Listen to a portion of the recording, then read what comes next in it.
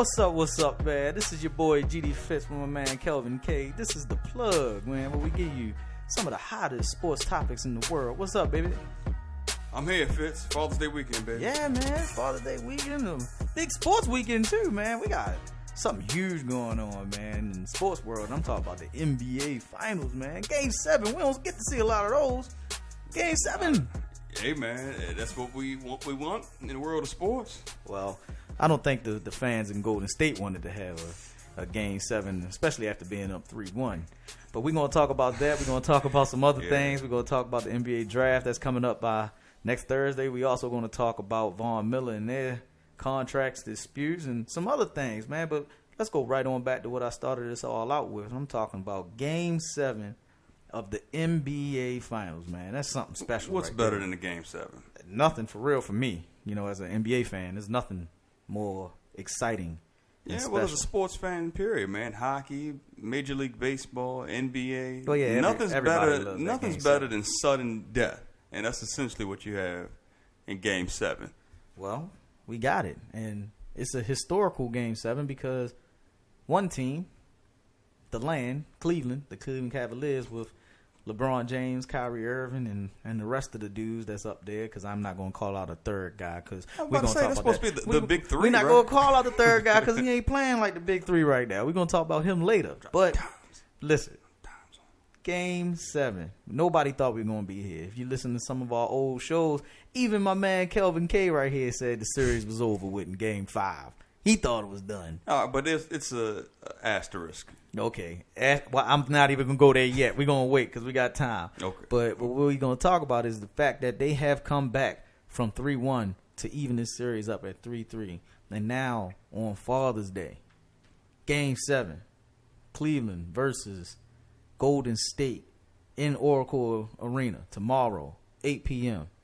Oh, man, it's going to be a great one, man. And all hands are on deck for everybody. And Cleveland is rolling right now. But honestly, you're going back to Oracle, and it's not an easy place to play. And I think right now, today, the Warriors will be favored. I don't know what the odds are, but the Warriors have to be right now, favored. They were favored by 5.5. I'm not sure if it'll change. 5.5 points at home. Well, considering how this finals is going, yeah. But man, this series has been crazy because I think every single game, a team has won by 10 or more points. Yeah, I mean, the whole playoffs has been crazy with these blowouts. Mm-hmm. I mean, if you win, you're winning by at least 15. I've never seen anything like it, to be honest with you. I don't know if these cats just get down and they say, well, look, the game's out of reach, and they stop, putting forth that effort. But something's up because it's been more. There have been more blowouts in this year's playoffs than any playoffs that I can remember. Well, let's look at it. Game 7, like I said again. The last Game 7 was in 2013 when LeBron and his Miami Heat, kept home court and they beat the Spurs in a controversial Game 7. I'm not going to talk about Ginobili with the turnovers in Game 6. But Game 7, LeBron won that one. He's 3-0 in Miami uniform in Game 7s, but he's 0-2 in Cleveland uniforms in Game 7s. So we get ready to see if he can really turn it up. And remember, the last time that a road team won a Game 7 in the NBA Finals, 1978, when the Washington Bullets beat the now non-existent Seattle Supersonics in a Game 7 on the road. So he's got a lot on his plate to try to win this series. He'll be the first team ever to come back from 3-1 in the NBA Finals, and also to be the first team since 78 to win a championship on the road in a Game 7. This is going to be a great game. It's setting up to be a classic because the way that the Cavs have rolled the last two games, Games 5 and 6, especially LeBron and Kyrie. LeBron's clearly looked like the best player on the planet. Kyrie's right along with him. I mean, he's been pretty much unstoppable. And, just looking at the Warriors, the best record of all time, can anybody beat them 3 games in a row and then a Game 7 at home where they only lost 2 times all year long? That's the whole thing. Can somebody beat them 3 times in a row? We've seen them in the last series in the Western Conference Final lose 2 games in a row. But we haven't seen them lose 3 games in a row. And I don't think it's going to happen. I'm kind of giving out my predictions now. I know that LeBron's been killing. But I just don't see the Warriors with the home court energy that they will bring, because they bring it every time they're at home, they're going to come out ready to go, and I think that this team is going to win. I know they got their backs against the wall by losing their defensive anchor in Bogut. I know Iguodala is hurt, but I think that this team is going to find the energy and the resources to win this game, Game 7. I made my prediction But already. that's the difference, though. And see, nobody cut Cleveland any breaks last year for losing when they had a couple players down. Now Bogut's down. Mm-hmm. Iguodala looked like he was 70 years old running up and down the court with that stiff back last game. Right, he looked real bad. So it's setting up nicely for Cleveland. Now, Iguodala, AKA the LeBron stopper, if he's not going to be 100%, Draymond clearly showed you that he couldn't check LeBron in the last 2 games. Mm-hmm.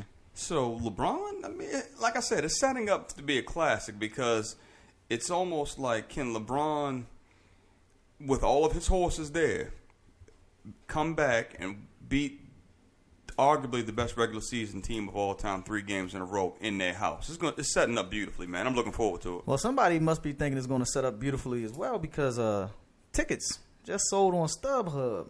Front row seats right down there on the... Basically get hit with the mouthpiece if Steph Curry get mad enough and throw it at you. For $49.5, man. That's crazy. StubHub's highest sold ticket ever. Just made that number right there, $49.5. Well, I mean, the 2 biggest stars in the country, the world, Steph and LeBron. I mean, it's what the networks are probably, just running to the bank at this point. But whose legacy is going to be more on the line? Let me go. I know I just came out. Well, Steph's just getting started. Okay, but hey, honestly, 2-time MVP, first-time unanimous player ever. Yeah, but Steph has a long time to go. LeBron doesn't have another, 8 years left to play. Well, maybe he does, but not 8 years. Not 8 years. You don't think he got another at least 6 years in him?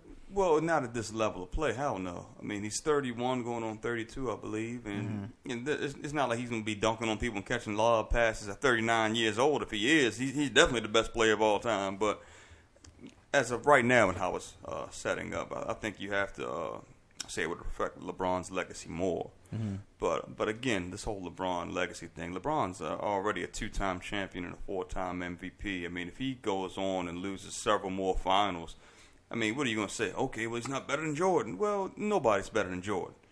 So, okay, well, he's not better than Magic. Well, it's okay. He's still on Mount Rushmore, though. So what difference does it make? See, now I'm going to go into this, and we kind of went into this with the last show. We always say, well, LeBron already got his 2, so he good. Nah.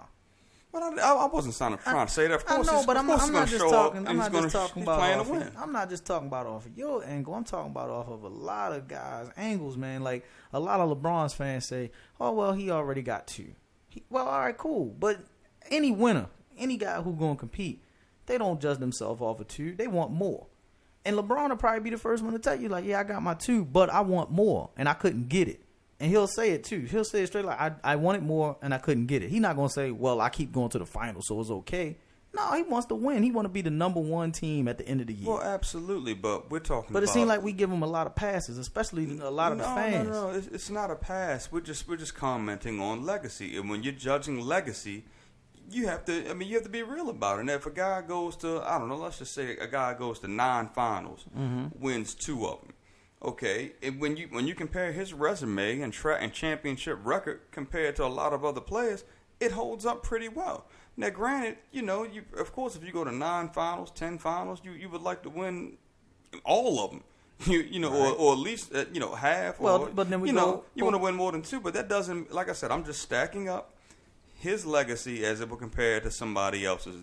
The guys that we would talk about, the greats of the game historically. Okay. He matches up very favorably. So I know in this social media age, LeBron's the worst player to ever play the game. I understand that. He better not be. Well, you know what I'm getting at. I mean, that's just the talk. Better not be. But his legacy Well, I always break it down like this because a lot of people go into the stats and they say, well, Jerry West went to 10 finals. He only won 1. All right, but is Jerry West a top 5 player? Not in my opinion. I don't think he's a top 5 player because some players have outweighed him. But then we come right back and say, well, LeBron done been to 6 straight finals, been there 7 times. but is he the best player, one of the top 5 players of all time? We say yes, even though it could be players that's probably better than him. But we're going to say he's 5. Why? Because he's been the 6 straight through the media era, through the era where he's on the TV. And we see that. Like, come on. We just already give him that accolade. And we shouldn't. I mean, if LeBron James gets hurt today, and I'm just saying, he gets hurt. Let's say he gets hurt in Game 7. And he makes it to no more finals. Is LeBron a top 5 player of all time? In my personal opinion, no. But some people will say he should be top 5. Why? It's because of the blitz that you get from this new age of media. Well, that's your opinion, though. I mean, just like it's anybody's opinion if he is top 5. Well, exactly. But you can't make it that definitive, though. It's close. I mean, I'm not going to try to list guys because that's not the conversation right now. Yeah, that's not that show. But he's up there. And when you name the guys who are better than him, it's a very short list. Mm-hmm. And that's and like I said though, on prior shows, legacy is what it means to you. If you're going to judge your own personal legacy based off Twitter posts, then you're a little bit misguided. Legacy is what it means to you, what you were trying to get accomplished, and you let your resume speak for itself. If you're talking about champions, then right. He's not the greatest champion that we've ever seen. If you're talking about basketball players, that's a totally different conversation. I mean, Bill Russell was the greatest champion that we've ever seen. But it doesn't mean that he's the best basketball player we've ever seen. It's a big difference. LeBron's up there either way. I mean, he, like you said, if he never played another game, his legacy's intact, and what he brought to the table is obvious. Well, yeah, and I'm probably famous for knocking LeBron a little bit, especially in his earlier career, because I felt as though he was a little too passive. I felt as though that he could get a team a la Cleveland when you had Donyell Marshall and those guys taking them to the finals at 22 years old. That was the LeBron I wanted to see continue to grow.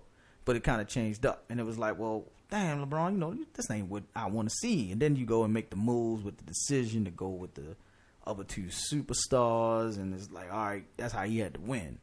But to me, I became a little bit of a LeBron fan, and I attest to it. I became a LeBron fan, especially through this finals. He's just putting on a phenomenal show, which leads me to my next question. Win, lose. LeBron James, in my personal opinion, should be the finals MVP. Where do you think he should go? Win or lose? Well, it's one more game to be played in Game 7, and big games in game number 7 way more than a big game in game number 1, as it should.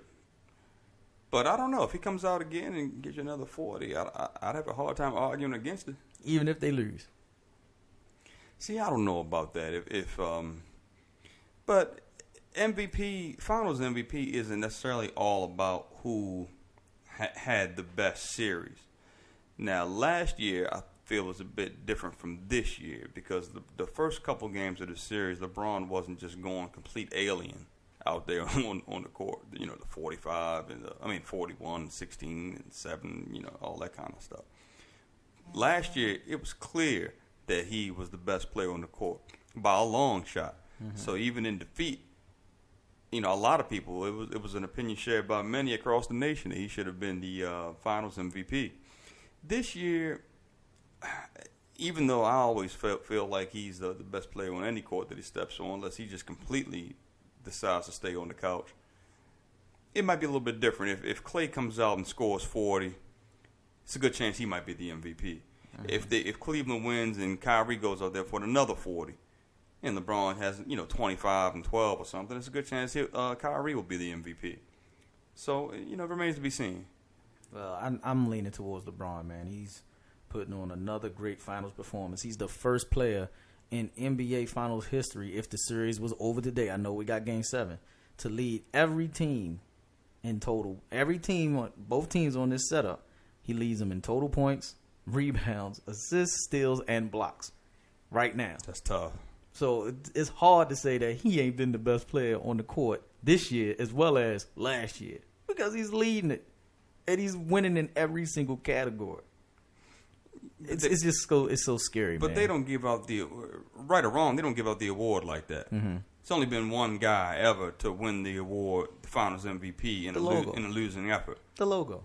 So it's not like LeBron is going to be the first guy to get hosed on getting the Finals MVP. They just don't give it out that way. So, you just, just goes against everything that you see as you watch the games, but they usually give it to the winner. So I don't have a huge problem with it. It's not like, it's the season MVP award. Well, the season MVP award, that's another story for another day, too, because I could go into that one as well. But I'm going to go to the last thing on this topic.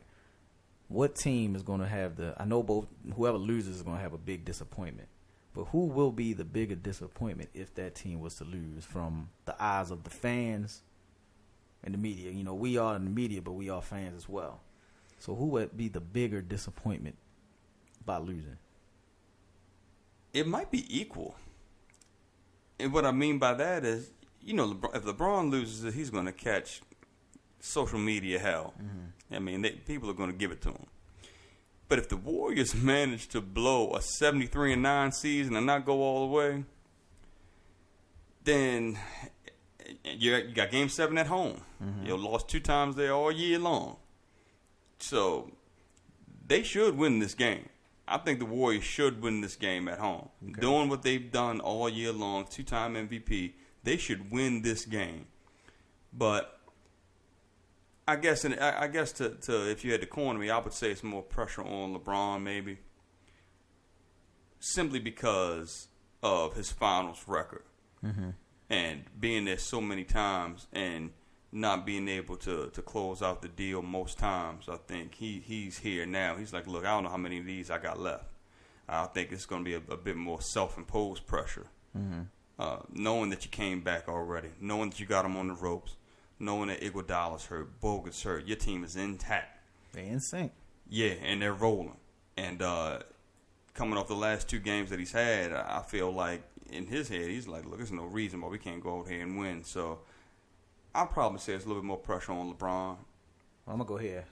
I think it's more pressure on Golden State because they are the team that came out with a chip on their shoulder. Even though they won the championship last year, people kind of gave them an asterisk, kind of like what we were talking about earlier with the asterisk from Game 5 with Draymond Green not being there. They kind of came out with the asterisk of, they won because the Thunder were hurt last year. They won because the Spurs wound up getting knocked out by the Clippers. They won because Cleveland didn't have their other 2 superstars. Well, this year they said, we're going to show everybody we the best. They set the all-time wins mark, 73-9. And you come to the playoffs, and I understand injuries, when you play it safe and you're not hurt, your team is going to excel. They didn't have to deal with that last year. This year, so happened in the playoffs, they dealt with Curry with his injuries, which he had a track record of before, and now they're dealing with a Bogut injury, which is a huge injury, and they're also dealing with Iguodala with an injury. Happened at the wrong time, but they are still here in a Game 7. All hands are on deck. I think that right now, with the way that it's going to set up, is that Golden State has the most pressure on them. It's kind of like a role reversal from the Western Conference Finals when everybody said, well, the Thunder had the most pressure on them to try to close out the game because they did. They had to try to close out the champs. Now it's the other way around. It's like, we got to close out the best player in the world because I don't care what nobody say. LeBron's been the best player in the world in this series. Stats are saying it. He's showing it on the court. He's been the best. Now they're like, can we stop the best from winning his championship? And it's on them. They have the home court advantage. But I don't know if they can pull it out. I want them to. I'm giving them the prediction. I want Golden State to win it. But I don't know because LeBron's playing with a different light. He's got the eye of the tiger right now. He's got the eye. Yeah, I'd like to see LeBron bring one back to the land. The land. I thought it was a dumb nickname, honestly. The land. But I'd like to see LeBron get one and bring it back. So that's your prediction? This is a tough one for me. This is tough. I say Golden State. As long as if Harrison Barnes, I'm going to go there now. If Harrison Barnes can hit 2 or 3 open jumpers, we got a difference. We got the series over with. It doesn't matter how many jumpers he's hit. If they can't stop LeBron, then it's game, set, match. I'll say, man. Somebody got to make an adjustment. Yeah. Steve Kerr got to double LeBron. He got to double him. He hasn't doubled them all series. He might need a change up. Get the ball out of his hand and throw it into Kevin Love. I'm going to say Cleveland's going to win this game. Okay. And they're going to make history to come back from 3-1. Because the injuries, I think the injuries are going to be an important factor on why they pull it off. That and the play of LeBron James. Okay. But you don't want to mess around and make big adjustments in Game 7. Now, they're going to mess around and make an adjustment.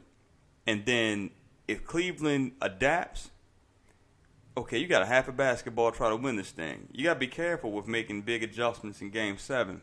Especially when you don't have the same defensive personnel that you had before, because Bogut and Iguodala are arguably they the two best defenders on the team. No, I mean not ain't better than Draymond Green. Oh, I mean, look, Draymond has the ability. Draymond can defend multiple positions. He can defend the 3 and the 4, and he can defend a small 5.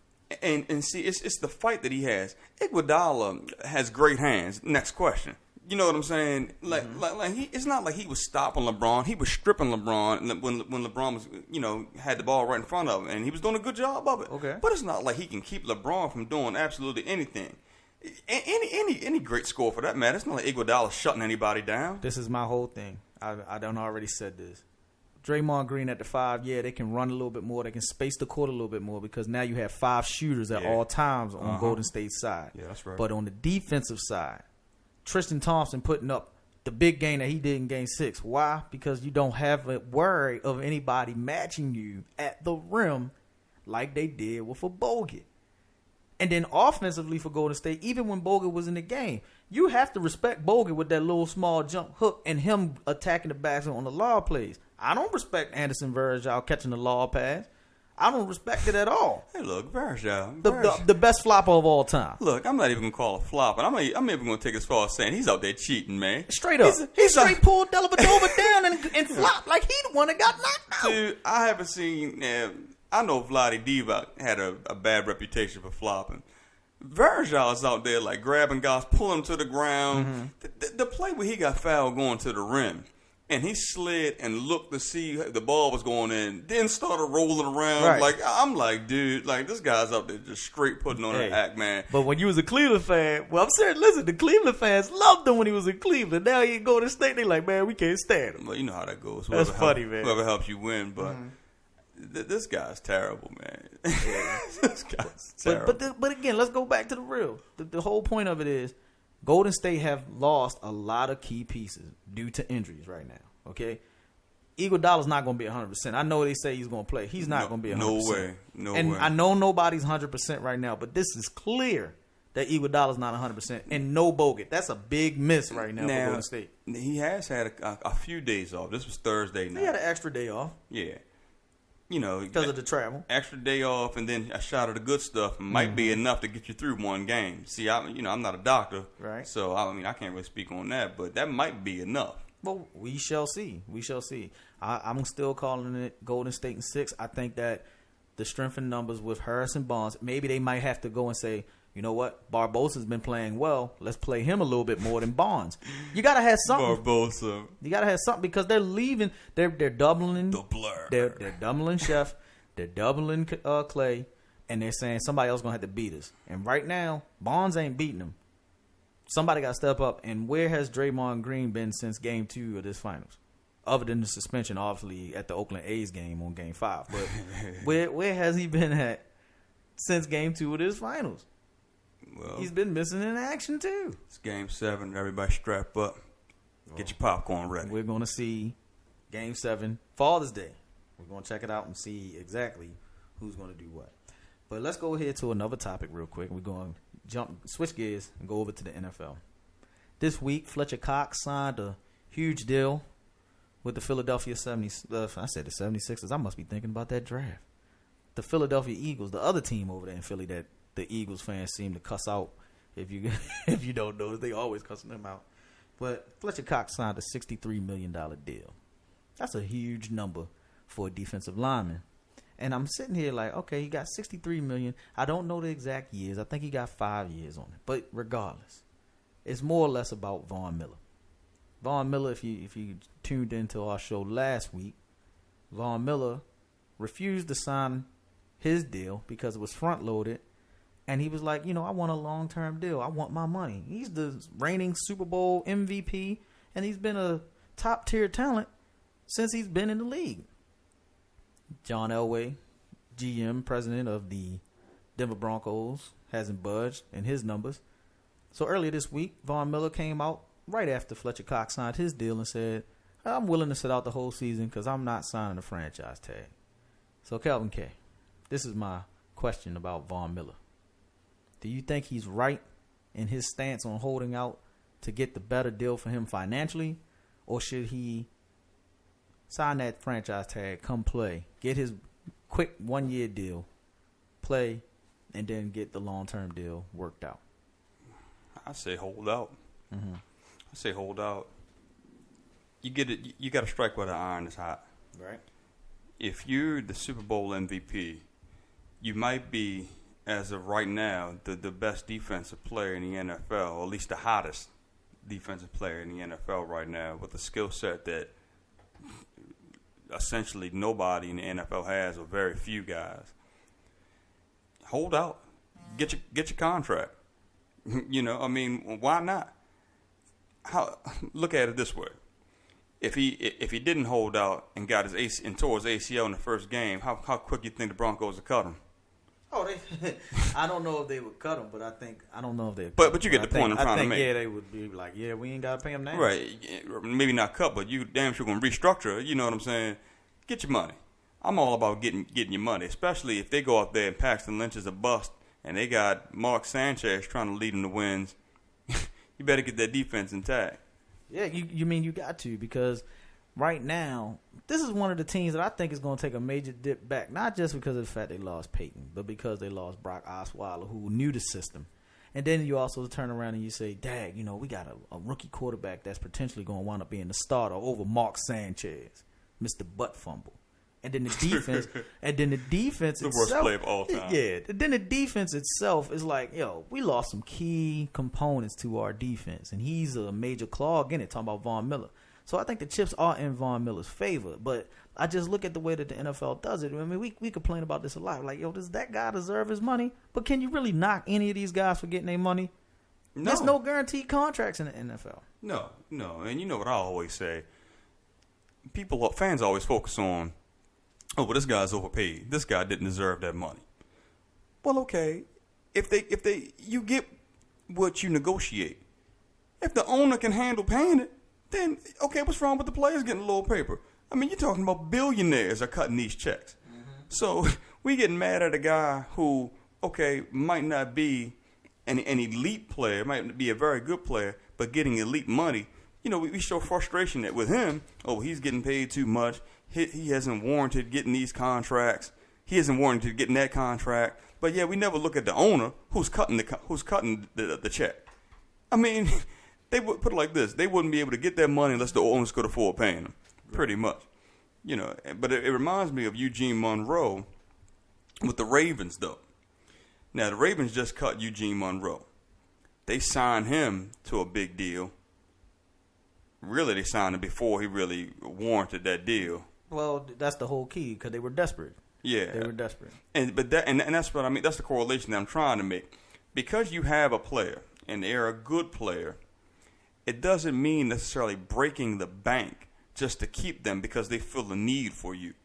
Okay, you don't overpay by massive amounts but see. Okay, you don't overpay by massive amounts to fill a hole, in my opinion. I'm with John Elway. If I was a GM, I'd conduct my team the same way. At the same time, you have to recognize that dead money is real.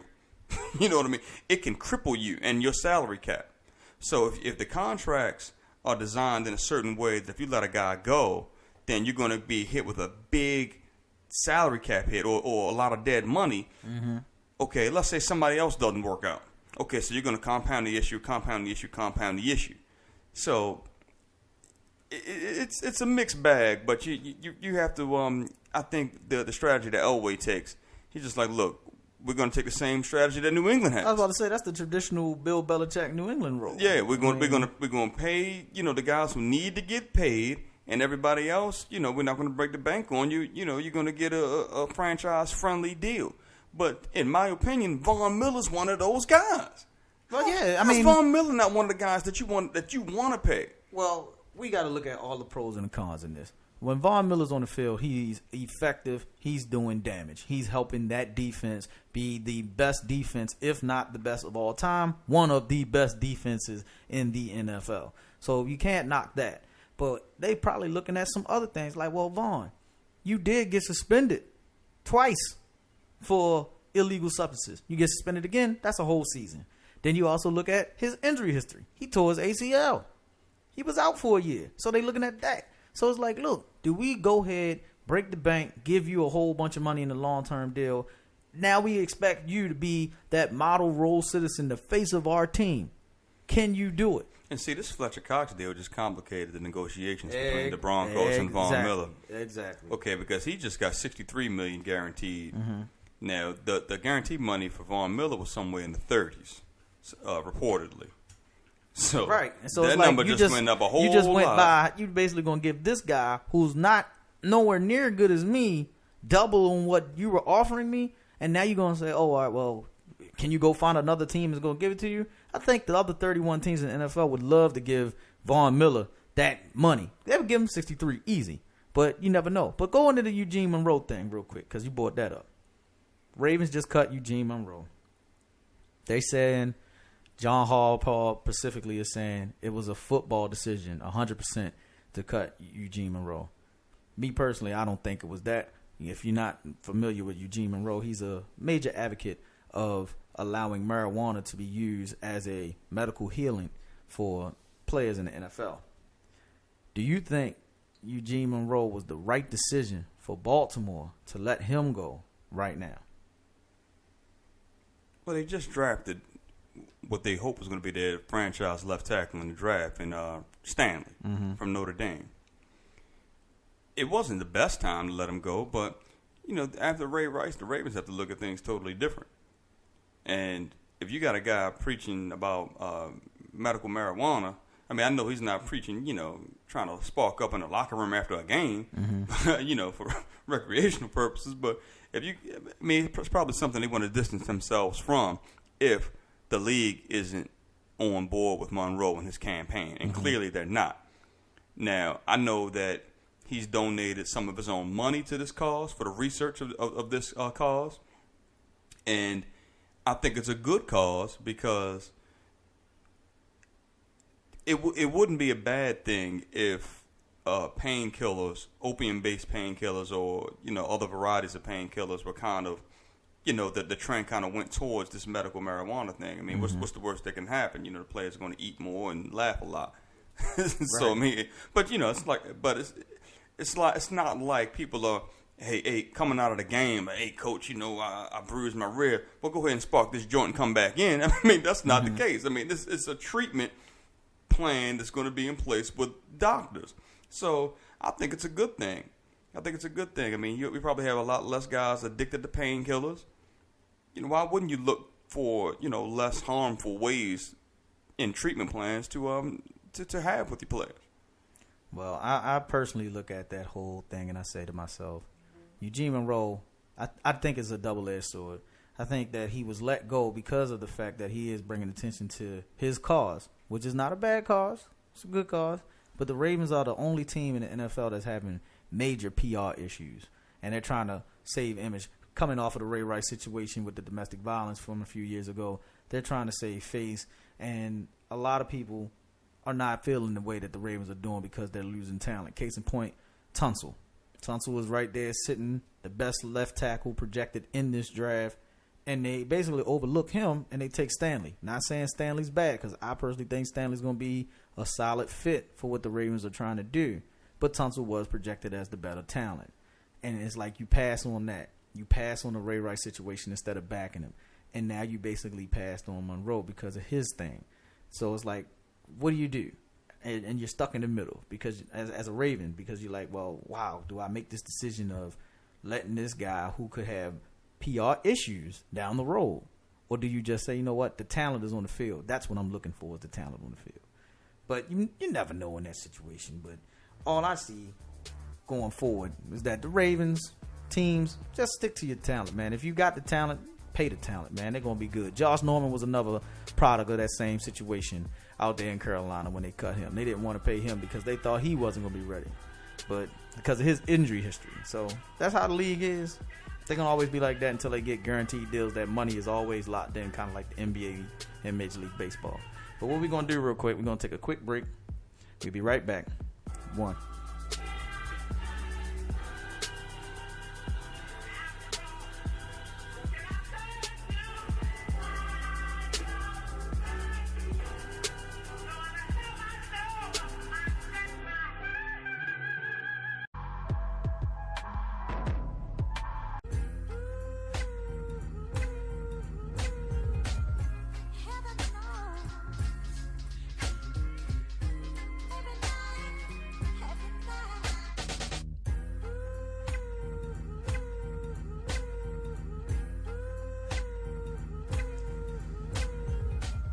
We back. My man Kelvin K. It's your boy GD Fitz.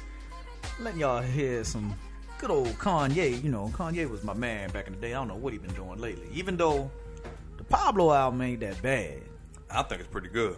I think it's real good. It ain't that bad though. The Pablo album's real good. But this was my Kanye right here. This was his joint right here off the College Dropouts Spaceships. You know, the women drive you crazy, man. You just hey, I know, right? They're nuts. They get on your daggone nerves. But look, go stick right back into what we talking about today. Kind of like an NBA feel. Right around the corner, NBA draft is on Thursday. You got Ben Simmons, Brandon Ingram, Buddy Hield, Sabonis. We ain't heard Sabonis in 30 years. But we got Sabonis. We got Jamal Murray. We got Jaylen Brown. We got Chris Dunn and a host of others that are going to become millionaires over this next couple of days. You know, they're getting ready to sign big time NBA contracts. But the key of what I'm getting at is who are the lowly basement dwelling 76ers going to draft? After all of these years of trying to get the number one pick, they finally have the number one pick. Remember, they've drafted some hits and misses. You know what I'm saying? When I say hits, they hit in the draft. They missed on the court because they're not successful. I was about to say mostly misses. And you got Nerlens Noel. You got Jahlil Okafor from Duke. And you also have Joel Embiid, who hasn't even touched the court yet. He's this era Sam Bowie. Noel and Embiid were terrible picks. You know what I'm saying? You got them. And now you got the projected number one pick. Right now, Ben Simmons is the projected number one pick. Kelvin K. Where do you see the 76ers going with all of these assets as well as the number one pick? If you're asking me who the best player in the draft is, I'm going to say Ben Simmons. And that's just my personal opinion. I know there'll be a lot of disagreement with that. But I'm done predicting who these teams are going to take because after I've seen the Cavs take Bennett with the number one pick, I said, you have no idea what these guys are thinking. I mean, sometimes you overthink the room and you start looking at this, looking at that, and you convince yourself that a certain player isn't the best. Mm-hmm. After that Bennett pick by the Cavs a couple of years ago, I stopped predicting. In my opinion, Ben Simmons deserves to be that number one pick, and the 76ers would be foolish if they don't draft him. Well, you never know with Philly, man. They change up so much. One report said they were going to get married. The next report that came out and said that they were considering getting Ingram. But it's about what need they need. I mean, they have a bunch of forwards already. They need to find a guard. But then again, you don't pass on the best player in the draft. And Simmons is considered to be the best player in this draft. But you don't consider him to be the best player in the draft. I personally think he is the best player in the draft, but there's a point of what you're going to move because somebody's got to accept a trade for basically two broken guys. Really three broken guys because all three of their potential high prospect players have been injured, season injured knee injuries, and they're all over 7 feet. So Noel isn't 7 feet. 6'10", 6'11", wingspan 7'4". So he's a defensive presence, but he's been injured. He can't give you anything offensively. And B might not play a game. Right. And then Okafor has knee problems, but they already shopping, Noel and Okafor, so they must know something about Embiid. There's got to be a reason. Because nobody wants Embiid. Nobody wants Embiid. Yeah, but at the same time, who do you take? Who do you take? And it's like, do you take the safer pick in Ben Simmons, or do you take the prospect in Brandon Ingram. Either way, it doesn't really matter who you take because it's not like they're going to come around next season and win 50 to 60 games, unless they get, tremendous free agency, which I'm going to talk about in a second. But I like Simmons because I feel like he's a glue kind of guy in the same way LeBron is a glue kind of guy. A guy that can develop chemistry on your basketball team. A guy with legit skills and he has a jumper to work on a little bit. Right. But a guy with legit skills and basketball IQ that you can plug into a team, and he can be the guy that really builds that chemistry and elevate the talent to the next level. Well, that's the crazy thing. What other talent is there in Philly though right now? It's a good place to start though, having a guy like that instead of just plugging a bunch of guys in and trying to get them to force to come together and to have chemistry. I think Ben Simmons is a way I think he's one of those unique players that can develop chemistry in a basketball team. Some guys just can score. Right. Some guys just can rebound.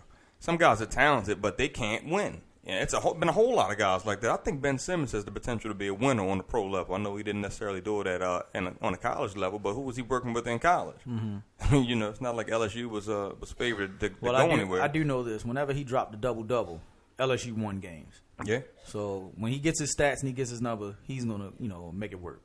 Let's go to the number 2 pick. This is an interesting pick in my personal opinion because it's kind of like the same thing with Philly. The only difference is they have a little bit more pieces in place. And I'm talking about my team, the Los Angeles Lakers. They have the number 2 pick once again, second year in a row. Very interesting. With the number 2 pick. Rumors have been swirling about D'Angelo Russell potentially being traded for another top 5 pick in this said draft. So with that rumor going on and the fact that the Lakers do have assets, they do have money, which is going to be my next little topic in a second. Do you see the Lakers taking Brandon Ingram at number 2 or trading away this pick? I don't think they trade away the pick because there's a lot of good players at the top in the lottery portion of this draft. I would love to see. Hold on, though, because I honestly think they might trade away this pick, and the reason why is because they've been known to go and trade for marquee players. They don't have a true marquee star player right now in L.A. with Kobe Bryant's retirement. Mm-hmm. You have potential of possibly getting a DeMar DeRozan a la free agent, but he's not a superstar player. I think he has the potential to be. But they're looking for somebody who could be a star now, a la Paul George, who has been rumored to be available. Paul George for the number 2 pick. That's not going to happen. That's just talk. That's just exploring all the Lakers avenues. Mm-hmm. There's no way the Pacers are getting rid of Paul George. You Lakers fans might as well forget that one. I'm not saying that's going to happen. I'm just saying we don't know because it's quiet as well. You don't know if Jordan's coming out of retirement. Exactly, but quiet as it's kept. The players are the ones who run this. That's why you can see super teams built in Miami or super teams built in Cleveland. They want those things to happen. They make sure it happens. They make sure that the GMs and the owners make sure that the financial moves take place for that to happen. So when we say, well, Paul George ain't getting traded from Indiana, I don't know what Larry Bird thinking. Well, definitely not for just the number 2 pick in the draft, and then I'm not just saying for number 2, you might get some other potential. Okay, but you don't have enough. They don't have enough bullets to trade for PG-13. What do you think they could get in return for PG-13? Like realistically, because you have to give up multiple starters for one of the best players in the NBA. Okay. Period. So you can't just come to the table with a high draft pick that might be able to play, might not be able to play. Jordan Clarkson and Julius Randle. It's always based off of them contracts. Now, I don't know what Paul George's but nobody over there is making a lot of money. Nobody. I don't know what his long-term deal is because he did sign like a 5 or 6 year deal a couple of years ago, but I don't know if he has an opt-out clause or anything of that nature. And that might be the reason why they're looking at that potential trade. Because they're saying, man, we might need to get something in said return because what if this guy just rolls out and leave? Then you're left kind of like in the Dwight Howard with the Orlando Magic situation, kind of like Cleveland and the LeBron situation when he left for Miami. You're left with nothing. So some people don't want to have to play that game of, all right, we'll wait and just hopefully get some good draft picks that can land in our lap to help us out in the future. Because it very rarely, you'll never see a team get 3 top number 1 picks in 4 years when your superstar leaves again. I'm sorry. You'll never see that again. That's just ironic. But to see the turnaround and say, well, Paul George ain't getting traded. I don't know that. You don't know that. None of us know that. And we don't know if he'll get traded or not. But I'm just saying from historically, from what the Lakers do, they always try to get a star to come there. Now, Brandon Ingram, can he grow and potentially become a star? Yeah. But I don't think they're looking for that right now. I think they need a big-time star. And I don't know if they'll keep this pick. I think they might trade. It's a possibility, but if you're trying to develop a good basketball team, I don't think there's anything wrong with selecting one of these kids at the top of the draft. An Ingram, a Ben Simmons, who I think would be a great fit in LA if they fell into their lap. If he fell into their lap, and then if you target DeRozan, I think DeRozan has star written all over him. It's just hard to beat that in Toronto. Right. But because Drake is the star. Right. I mean, look, Drake's the coach, the mascot. Drake is everything. I mean, he's pretty much in the huddle. I'm like, man, somebody tell his ass to sit down, please. Drake is the greatest thing Toronto ever had.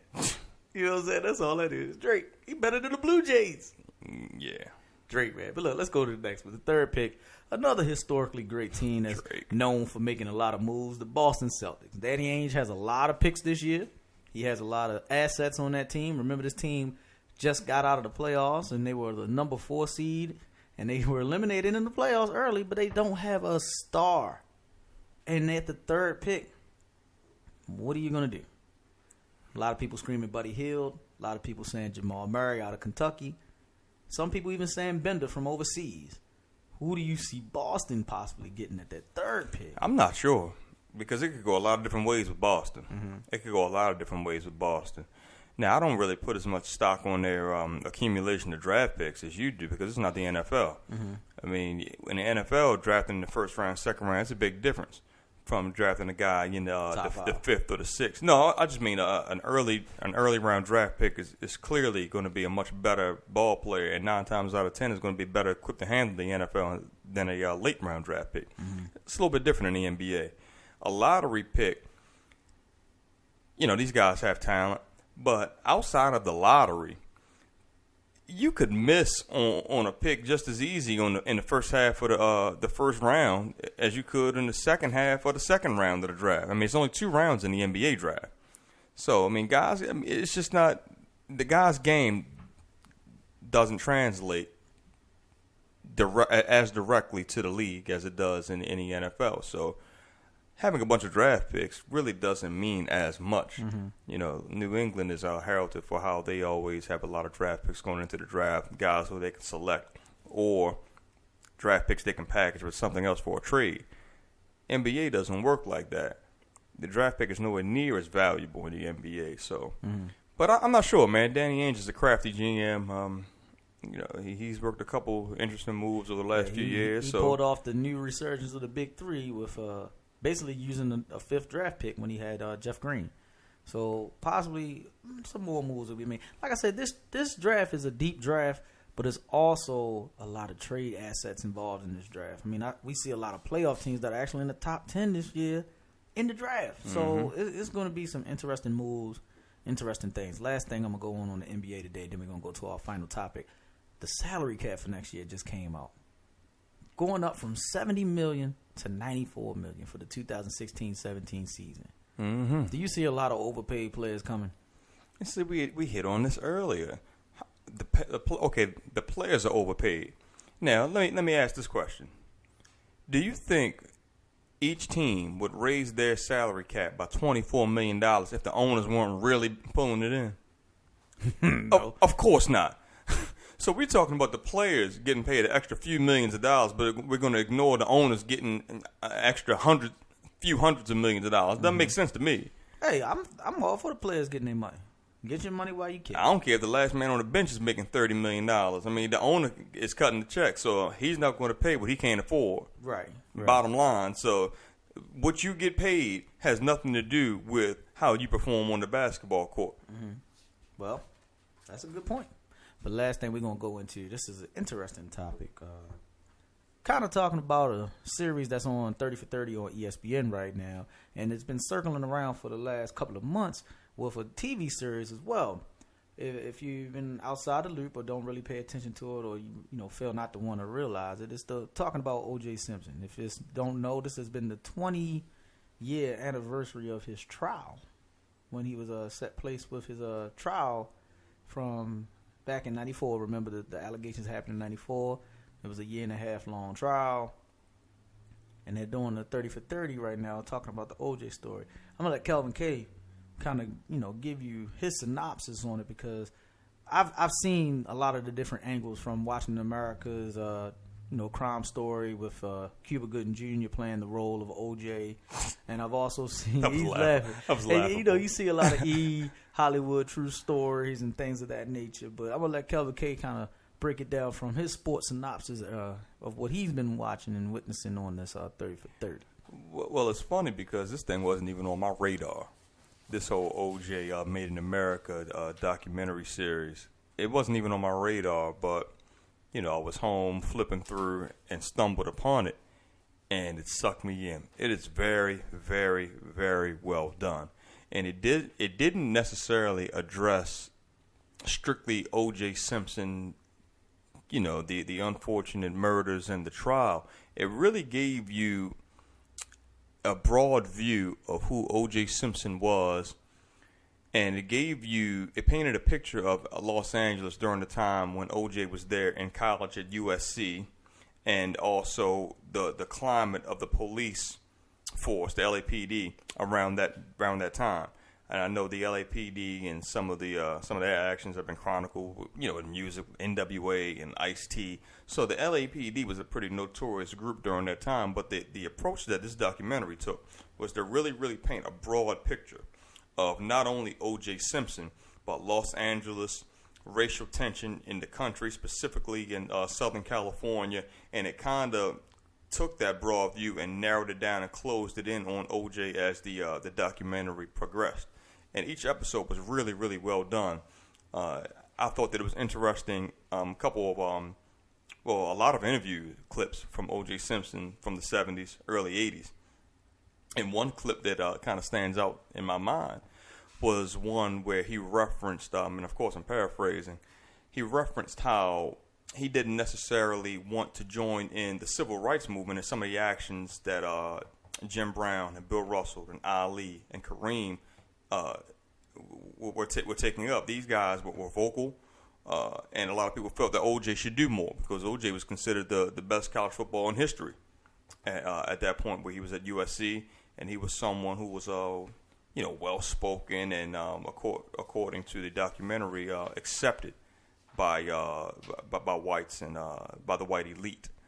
And, for it to be the late 1960s, that was unique to see. Man, OJ was the juice.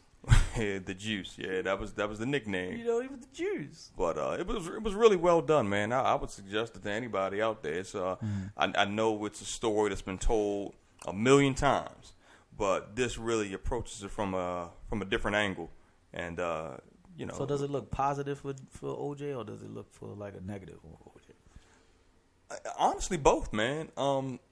It shows how he grew up in the projects. It shows how it chronicles his intelligence and how good he was on the football field, and how good of a person and personality that he had. But it also showed the other side. It also showed the domestic violence side. It showed, a jealous side, a rage that he had. So it really did a good job. It wasn't necessarily completely biased, and it wasn't all supportive and happy-go-lucky for OJ either. But again, I would suggest that it's a good watch. Well, there it is right there, man. Calvin K kind of gave it to you on the. How can we say that stance right there on the definitive stance, or his show perspective of the OJ 30 for 30? I'm Siskel and Ebert over here. Hey, that's good critiquing, man. Like I said, I haven't even gotten to watching it yet, but I'm gonna catch it if it don't come on Netflix. I'm gonna definitely catch it on the Watch ESPN app. Look, man, this has been the plug. It's my man Kelvin K. Yes, sir. Got myself GD Fitz. We are here. We try to come at you every week with something fresh and new Fitz, on the sports day. Happy Father's Day. Oh, yeah, that's right. Happy Father's Day. Look, even we forget our own I'm holiday. Father every day, 365. I don't need a holiday because my kids tell me that every day. But happy Father's Day to all of you guys out there who are daddies, good daddies, even the bad daddies, the ones that come and take the pictures on Father's Day and then walk right back out the door. We want y'all to listen. Your kids tell you Happy Father's Day every day? They say, Daddy, we love you. That's all I need. Oh, okay. That's Every day. clear. Every day is Father's Day. I said, you did a good job on them, man. Hey, man, you got to train them early. You got to train them early. But look, this has been the plug. We're going to get up out of here. We're going to catch y'all next time. Don't forget, man, you better get to that YouTube page. I'm going to change it up in a bit. But GD Fitz, go to GD Fitz on YouTube. I'm going to be tagging and posting everywhere. All right? Facebook, Twitter, Instagram, Snapchat. We're going to be everywhere. Holla at y'all later.